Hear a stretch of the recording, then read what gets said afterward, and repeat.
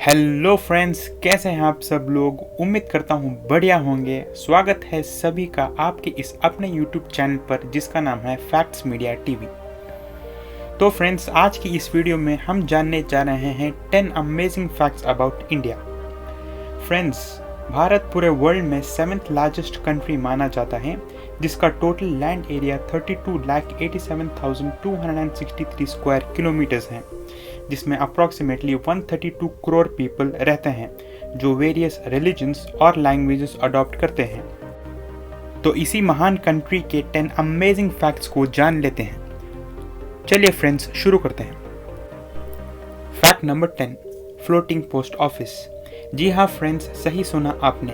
श्रीनगर कश्मीर में लोकेटेड डाल लेक में है इंडिया पोस्ट ऑफिस का फ्लोटिंग पोस्ट ऑफिस, जो अगस्त 2011 में वहां के former chief minister Omar Abdullah से इनॉग्रेट हुआ था। इसको Nehru park floating post office भी कहा जाता है। इस पोस्ट ऑफिस की खास बात यह है कि वो एक विशाल बोट हाउस पे खड़ा हुआ है, जो इंक्लूड करता है एक स्टैम्प कलेक्शन का म्यूजियम और एक शॉप जो पोस्टेज स्टैम्प्स बेचता है। साथ ही साथ ये अनेक postcards, greeting cards, local souvenir items, stationery items और कश्मीर पर कई बुक्स भी इंक्लूड करता है।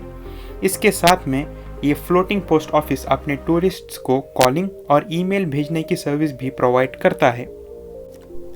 तो फ्रेंड्स, बढ़ते हैं फैक्ट नंबर 9 की तरफ। Shampooing is an Indian concept. Shampoo करना एक इंडियन कॉन्सेप्ट है। जी हाँ दोस्तों, सही सुना आपने।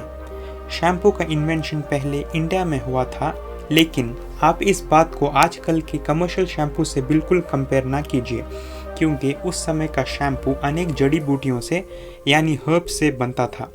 शैम्पू वर्ड ही एक संस्कृति वर्ड से लिया गया है, चंपू, जिसका मतलब है massage.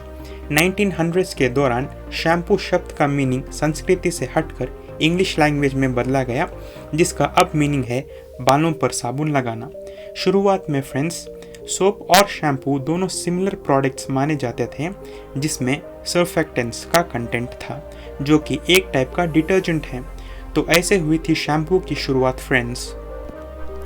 Fact number 8, India's first president ड्रीव only 50% of his salary. India के पहले प्रेसिडेंट ने उनके सैलरी की केवल 50% सैलरी पे काम किया था। इंडिपेंडेंट इंडिया के पहले प्रेसिडेंट डॉक्टर राजेंद्र प्रसाद जब प्रेसिडेंट अपॉइंट हुए थे, तब उनकी सैलरी का केवल 50% ही ड्रॉ करते। उनका ये कहना था कि उनको वो दूसरे 50% की कोई ज़रूरत नहीं। इसका कारण यह था कि बचपन से ही डॉक्टर राजेंद्र प्रसाद एक बहुत सिंपल लाइफस्टाइल में पले बड़े थे, जो कि उनके डॉक्टरेट बनने तक बना रहा। वे अपनी बीए की डिग्री प्रेसिडेंसी कॉलेज कलकत्ता से किए थे, जहां पे वे गोल्ड मेडलिस्ट भी रह चुके थे। इसके बाद उन्होंने MA degree Calcutta university law college से की थी, जहां भी वो एक डिस्टिंक्शन स्टूडेंट माने गए थे और हाई कोर्ट ऑफ कलकत्ता के एक इन्फ्लुएंशियल प्रैक्टिसिंग लॉयर के रूप में अपॉइंट हुए थे। डॉक्टर राजेंद्र प्रसाद सिंप्लिसिटी का बेस्ट एग्जाम्पल है, जो कि कभी उस समय पर उन्होंने एक इंग्लिशमैन की तरह प्रिटेंड नहीं किया था। बढ़ते हैं फैक्ट नंबर 7 की तरफ। Number 7, a spa for elephants.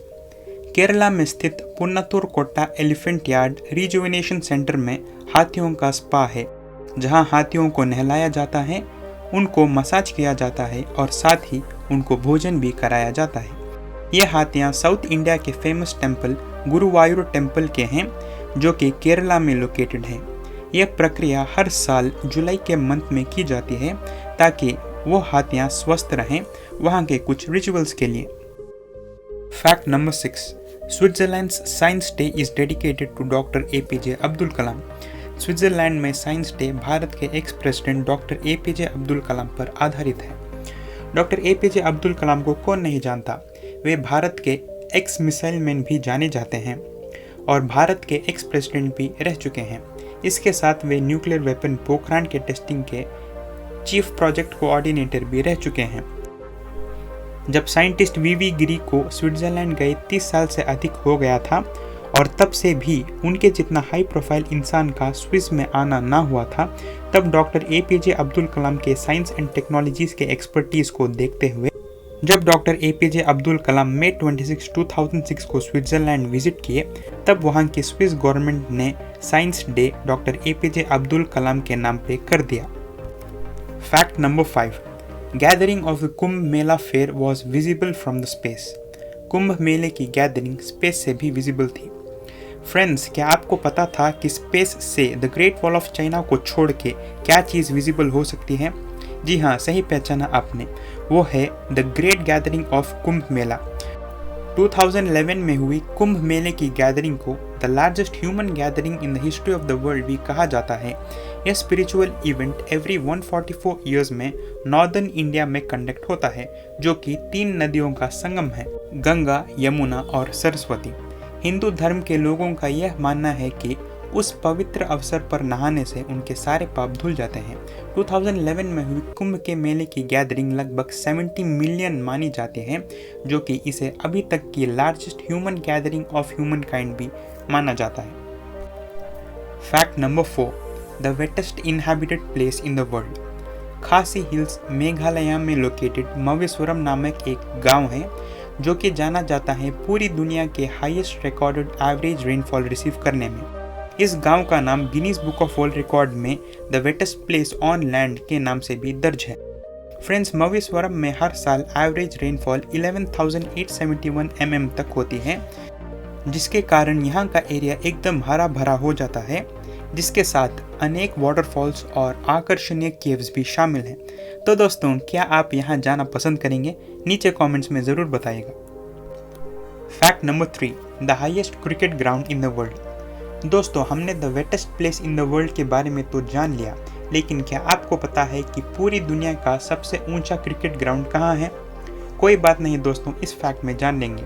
Himachal Pradesh में स्थित चैल नामक एक जगह है, जिसका चैल क्रिकेट ग्राउंड दुनिया का सबसे ऊंचा क्रिकेट ग्राउंड माना जाता है, जिसकी एल्टीट्यूड यानी ऊंचाई 2444 मीटर्स अबव सी लेवल है, यानी लगभग 7300 फीट समुद्री तट के ऊपर है। दोस्तों, यकीन मानिए ये बहुत ऊपर है। Fact number 2, India is the world's largest producer of milk. जी हाँ फ्रेंड्स, इंडिया पूरे वर्ल्ड का सबसे लार्जेस्ट मिल्क प्रोड्यूसिंग कंट्री है, जो कि ग्लोबल मिल्क प्रोडक्शन का 22% ही अकेले प्रोड्यूस कर लेता है, followed by the United States of America and China. India ने the United States of America को 1997 में ही ओवरटेक कर लिया था। उस समय दोनों देशों का मिल्क प्रोडक्शन लगभग 70 बिलियन टन्स था। इंडिया का milk production rate consistently 4.5% average per year से बढ़ा है, जिसमें काऊ और वाटर बफेलो भी इंक्लूडेड हैं। 2016 में इंडिया का total milk production 154 billion turns तक पहुंच गया था, जबकि दुनिया के second largest milk producer USA का केवल 96 बिलियन टन्स पे रुका हुआ था। इस तरह फ्रेंड्स, इंडिया आज भी मिल्क प्रोडक्शन में सबसे पहले नंबर पे है। तो बढ़ते हैं फैक्ट नंबर 1 की तरफ। इससे पहले अगर आपने इस चैनल को अभी तक सब्सक्राइब नहीं किया है तो प्लीज़ सब्सक्राइब कर लीजिए, क्योंकि मैं आपके लिए ऐसे ही अमेजिंग वीडियोस लाता रहूँगा। और बेल नोटिफिकेशन भी ऑन कर लीजिएगा ताकि आपको लेटेस्ट वीडियो का नोटिफिकेशन मिले। Fact number 1, water on the moon was first discovered by India. जी हाँ फ्रेंड्स, मून पे पानी की खोज सबसे पहले भारत ने की थी।